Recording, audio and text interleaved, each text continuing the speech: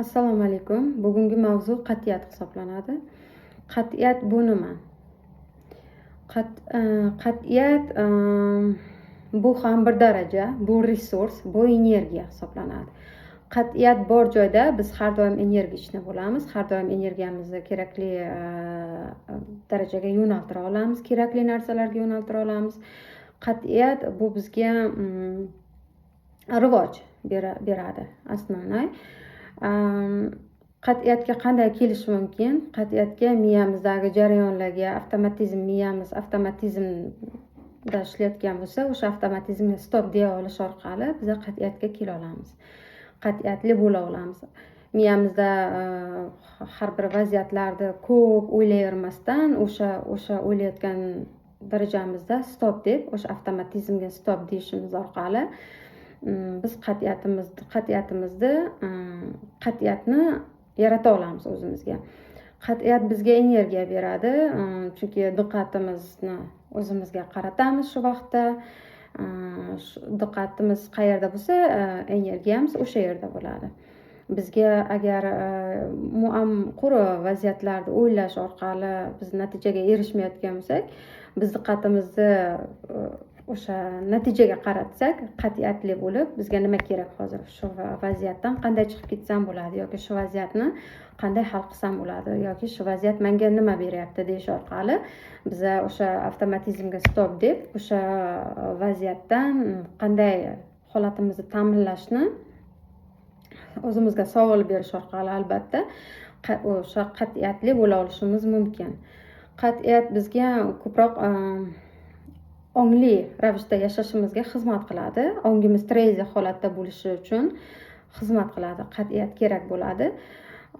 Ongimiz qachon trezve holatda bo'ladi? Albatta mana shu vaziyatlarda miyamizdagi jarayonlarni avtomatizmga stop deb, o'sha har bir vaziyatdan chiroyli yechim topib, vaziyatdan kerakli, unumli foydalanib, shu vaziyatlardan bizga kerakli resursni olib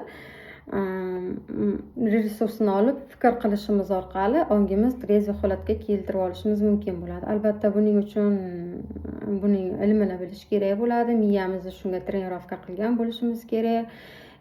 Kerakli darajada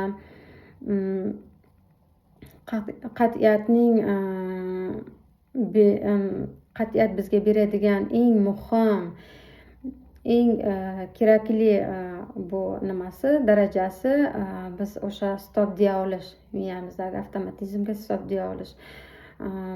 Muammoni o'ylash bu yechim emas, muammoda fikr qilish bu yechim hisoblanadi.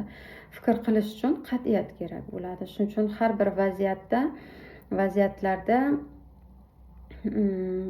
o'ylab o'sha vaziyatlarda girdobiga kirib ketmasligimiz uchun yoki fikrlarimizni umoniga g'arq bo'lmasligimiz uchun o'sha yerda biz shu avtomatizmni o'chirib, stop deb o'zimizga diqqatli bo'lib, menga hozir nima kerak? Menda mana shu holatim hozir shunaqa holatda, negativ. Mana shu negativni norozilikda, shu norozilikni rozilikka o'tkazishim kerak deyish orqali shu holatimizni ta'minlashimiz uchun qat'iyat bizga muhim, kerak bo'ladi. Qat'iyatdan asosan biz fikr qilish orqali nima qila olamiz? O'zimizga diqqatli bo'la olamiz. Agar diqqatimiz qayerda bo'lsa, energiya shu yerda bo'ladi.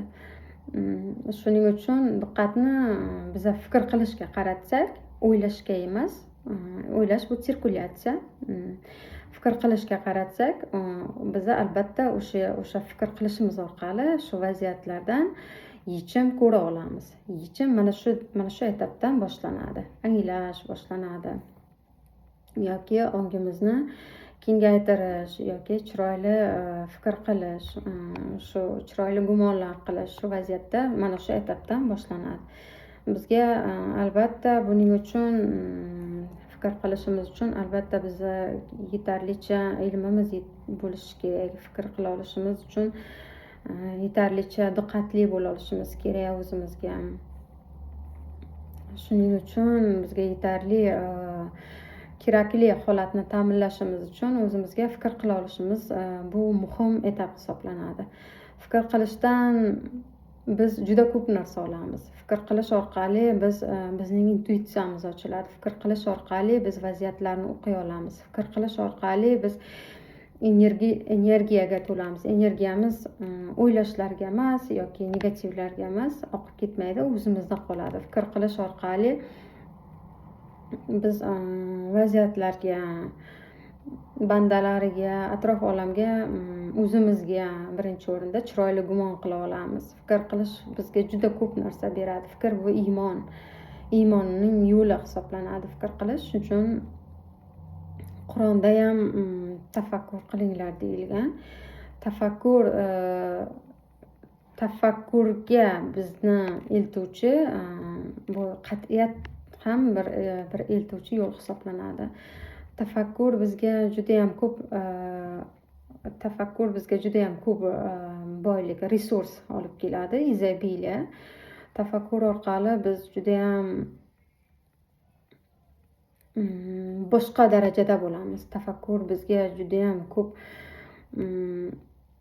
etaplar, juda ham ko'p yuqori darajalarni beradi. Tafakkur bizga iymon beradi avvalambor. Tafakkurimizni qancha kengaytirish, qancha yuksaltirish zarur bo'lsa, bizga qat'iyat ham shuncha zarur hisoblanadi. Qat'iyat uchun albatta miyani trenirovka qilish kerak bo'ladi. Agar har bir erta tongda uyg'onganimizda biz shunday uyg'onib ketmasdan, shu turgan zahotimiz, o'sha vaqtning o'zida fikrimizni, diqqatimizni bir yo'nalishga yoki bir maqsadga yoki niyatga qarata olsak, o'sha yerda ham qat'iyat rivojlanadi, qat'iyat ketayotgan bo'ladi.